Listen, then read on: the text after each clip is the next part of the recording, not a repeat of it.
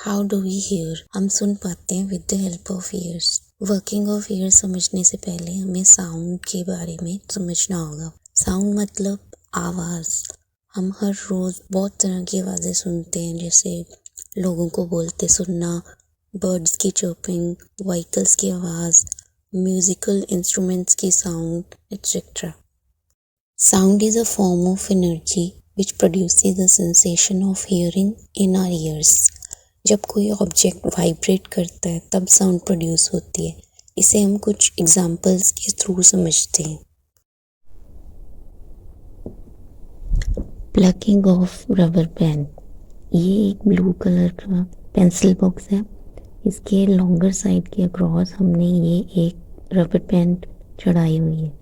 इसके साइड्स पे हम दो पेंसिल्स को इंसर्ट कर देंगे ताकि ये जो रबर बैंड है वो टाइटली स्ट्रेच्ड हो। अब अगर हम इस रबर बैंड को सेंटर में से प्लग करेंगे तो ये वाइब्रेट करेगी और साउंड प्रोड्यूस होगी। सेकेंड इज ये एक शैलो पैन, इसे हमने थ्रेड से लटकाया हुआ है। अब अगर हम इसको एक रॉड से स्ट्राइक करेंगे तो ये पैन वाइब्रेट करेगा और साउंड प्रोड्यूस होगी। ये एक म्यूजिकल इंस्ट्रूमेंट, एक तारा, इसे जब बजाते हैं तो साउंड प्रोड्यूस होती है क्योंकि इस सेंटर में एक स्ट्रिंग स्ट्रेच्ड होती है ब्लैक कलर की। जब इसे बजाते हैं तो ये जो स्ट्रिंग है ये वाइब्रेट करती है और साउंड प्रोड्यूस होती है। वाइब्रेशन का मतलब होता है किसी भी ऑब्जेक्ट का जल्दी जल्दी रैपिडली फास्ट आगे पीछे मूव करना। दैट इज जिसे हम कहते हैं to and fro motion. For example ये एक ट्यूनिंग फोक है और ये एक टेनिस बॉल है जिसे हमने थ्रेड से लटकाया हुआ है। जब हम इसे यहाँ से सस्पेंड करेंगे तो जैसे ही इस फोक को टच करेगी टेनिस बॉल तो जो ये फोक है ये वाइब्रेट करेगी और साउंड प्रोड्यूस होगी।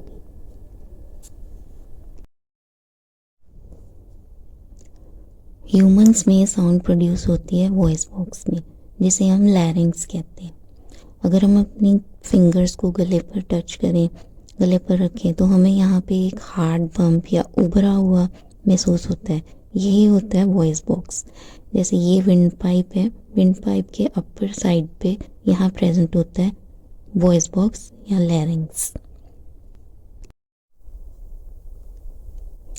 लैरिंग्स के अक्रॉस जो वोकल कॉर्ड्स हैं, दो पतली मेम्ब्रेन्स होती हैं, ये इस तरह से स्ट्रेच्ड होती हैं ताकि सेंटर में से एक पतली सी जगह बच जाए, स्लिट।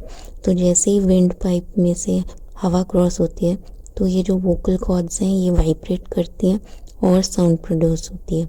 तो इन सभी एग्जांपल्स में हमने देखा कि जो साउंड है वो जब कोई ऑब्जेक्ट वाइब्रेट करता है तब साउंड प्रोड्यूस होती है। जहाँ से साउंड प्रोड्यूस होती है वहाँ से वो एक मीडियम के थ्रू ट्रैवल करके लिसनर के ईयर्स तक पहुँचती है। जैसे यहाँ पर ये स्पीकर से जो साउंड प्रोड्यूस हो रही है वो यहाँ पे ऐसे ट्रैवल करेगी और ईयर्स तक पहुँचेगी। ये जो स्पेस है जहाँ साउंड ट्रैवल करती है उसे कहते हैं मीडियम। ये सॉलिड भी हो सकता है, लिक्विड और गैसियस, और वैक्यूम में साउंड ट्रैवल नहीं करती। अब समझते हैं working of year. Structure of year को हम डिवाइड करते हैं 3 पार्ट्स में, external ear, middle ear and internal ear. Outer ear जो होता है उसे हम कहते हैं ऑरिकल। हमारे सराउंडिंग में जितनी भी साउंड वेव्स होती हैं उन्हें ये ऑरिकल इकट्ठा करता है और फिर ये साउंड वेव्स, ये जो ओपनिंग होती है ऑरिकल में, यहाँ से ये एंटर करते हैं, साउंड वेव्स एंटर करती हैं इनटू एक्सटर्नल ऑडिटरी कैनाल, जिसके एंड में होता है ईयर ड्रम। जब ये साउंड वेव्स इस ईयर ड्रम पे जो मेम्ब्रेन लगी होती है, टिम्पैनिक मेम्ब्रेन, उसको स्ट्राइक करते हैं, उसके बाद ये जो साउंड वेव है वो ट्रांसफ़र हो जाती है इनटू द मिडल ईयर। यहाँ पे प्रेजेंट होती हैं 3 bones, Malus, incus and steps. Sound wave जब इन बोन्स के थ्रू ट्रैवल करती है तो वो उस साउंड वेव को एम्पलीफाई करती हैं और फिर ओवल विंडो के थ्रू साउंड वेव्स एंटर करती हैं into the internal ear. Internal ear के 3 पार्ट्स होते हैं, semi circular canals, vestibule and cochlea. Cochlea जो स्पाइरल स्नेल शेप्ड होता है, इसी के अंदर प्रेजेंट होता है ऑर्गन ऑफ हियरिंग। ये है कॉक्लिया का डिटेल डायग्राम। अब जैसे ही जो साउंड वेव है वो ऑडिटरी कैनाल से मिडल ईयर में आती है 3 बोन्स के थ्रू, फिर यहाँ से वो ओवल विंडो के थ्रू इंटरनल ईयर में ट्रांसफ़र हो जाती है। इंटरनल ईयर में 2 फ्लूइड्स प्रेजेंट होते हैं, पेरिलिम्फ ये ब्लू कलर का, एंडोलिम्फ ये पिंक कलर का जो है। ये दोनों फ्लूइड्स में मूवमेंट होती है। अब ये है कॉक्लिया, इसके अंदर प्रेजेंट होता है ऑर्गन ऑफ हियरिंग जिसे कहते हैं स्पाइरल ऑर्गन ऑफ कॉटॉय, ये ब्राउन कलर में जो है। ये कॉक्लिया के अंदर ये प्रेजेंट होता है कॉक्लियर डक्ट, इसके अंदर है एंडोलिम्फ। तो जैसे ही साउंड वेव एंटर करती है तो ये जो एंडोलिम्फ है ये मूव करता है, इसमें मूवमेंट होगा इस फ्लूइड में। जब ये फ्लूइड मूव करेगा तो ये जो ऑर्गन ऑफ हियरिंग के ऊपर जो हेयर सेल्स प्रेजेंट होते हैं इनकी भी मूवमेंट होगी। जैसे ही ये हेयर सेल्स मूव करेंगे तो इम्पल्स जनरेट होगी, वो इम्पल्स नर्व्स के थ्रू, कॉक्लियर नर्व्स के थ्रू ऑडिटरी नर्व में जाएगी, देन वो और ब्रेन में पहुंचेगी। वहाँ पे इस इंफॉर्मेशन को डिकोड किया जाएगा कि ये जो साउंड है किसकी है और कहाँ से आ रही है। वर्किंग ऑफ ईयर को एक फ्लो चार्ट के थ्रू समराइज कर लेते हैं।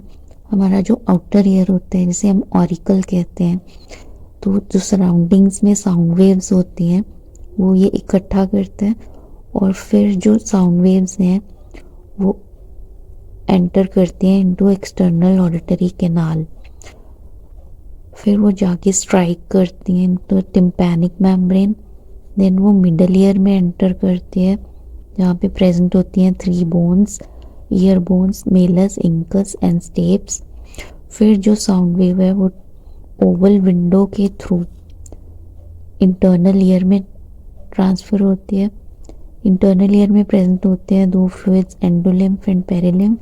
जब इनका मूवमेंट होता है तो हेयर सेल्स भी मूव करते हैं और फिर इम्पल्स जनरेट होती है जो ऑडिटरी नर्व के थ्रू ब्रेन में पहुंचती है और वहाँ पे इसे डिकोड किया जाता है कि ये साउंड किसकी है और कहाँ से आ रही है। सो इन दिस वे जो ह्यूमन ईयर है वो वर्क करता है।